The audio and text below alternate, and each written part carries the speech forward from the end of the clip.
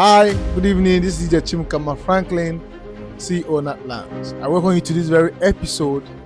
In our last episode, we talked about Certificate of O, Certificate of Occupancy. We talked about deed of assignment. We talked about irrevocable power of attorney. We talked about survey plan. Survey plan, just single piece of paper. Just one single piece of paper that can cost you a very big problem if you do not do your due diligence very well with it. Okay, then today we'll be talking about governor's consent, land receipt, and also allocation papers. Okay, so first let's talk about governor's consent. What is governor's consent? This is official approval given by the governor of the state or authorized office acting on the governor's behalf for the transfer of ownership of land that already has legal title such as C of O. Okay, the requirement comes from Nigerian Land Use Act of 1978. Once a land is being allocated to anyone, the person cannot be able to sell nor transfer his or her interest to any other person except the person obtains governor's consent. I don't know if you get what I'm trying to say.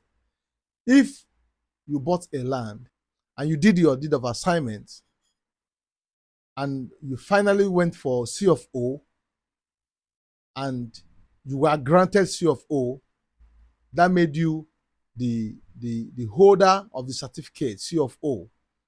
You cannot be able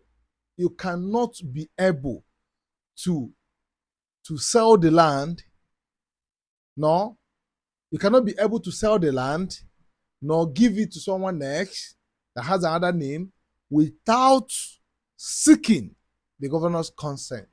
Because what it means that when you bought the land, you went for the C of O and a document of C of O was given to you, which is one of the greatest land certificate in Nigeria, was given to you by the governor of the state where you reside.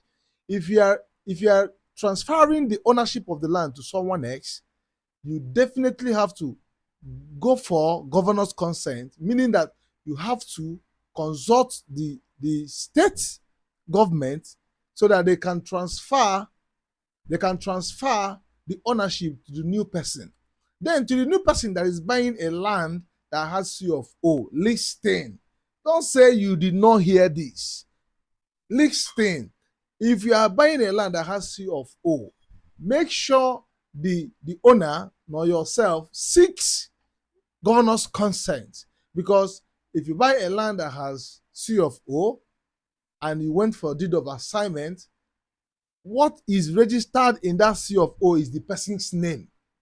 That is what the governor has. That is what the state has in their record. Your name is not there. You need to go and change the name in the C of O. So in other way, governor's consent is means of a new buyer changing the name of the old buyer in a layman language. It simply means the new buyer will do what? Have to change the name of the old buyer. Like someone that bought a car. If you buy a car with your name, like I bought a car with my name, then I want to sell to someone else. What the person should do is to change the ownership of the car. And that makes the car automatically his car. It bears his name. That is what you do with governor's consent. Why is this governor's consent important? Why? Have you ever asked?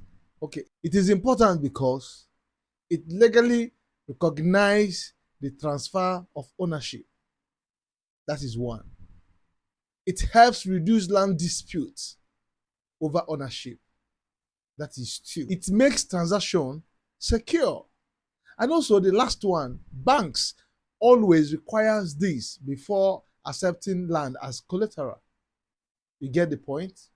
You get the point? So these are the things or the reason why you should get your governor's consent document once the land you are buying has a C of O.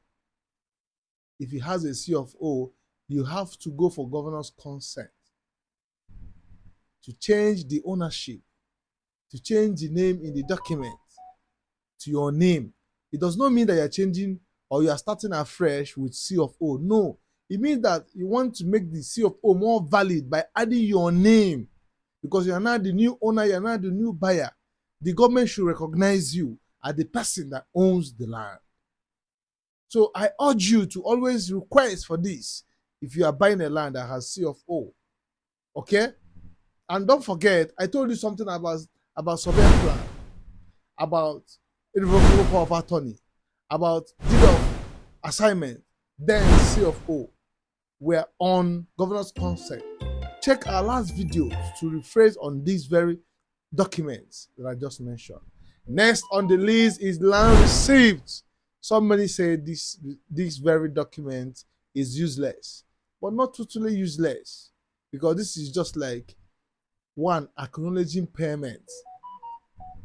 Yes, land received means you acknowledging that yes, I sent or I made a payment towards your property. Okay, I made a payment towards your property, and it comes with date, it comes with your signature, it comes with your name or family name or company's name that sold the land to me. With that single land received, I can go for deed of assignment with information on the receipt, and it bears my own name as the buyer also. So with this now, a lawyer can prepare me a deed of assignment. So land receipt is not totally useless. It also bears witness. But to some persons, land received, they take it as documents, like they take it as the only document they should have for the land. No, it is wrong. It is wrong for you to do that. You don't do that.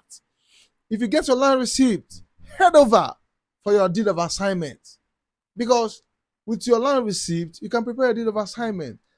Deed of assignment is the transfer of one's ownership to another, while land receipt is just an evidence that you paid for a particular product or property. But for one to say, yes, it has been transferred to me, it is this recognized document called deed of assignment that you should go for before talking about C of O.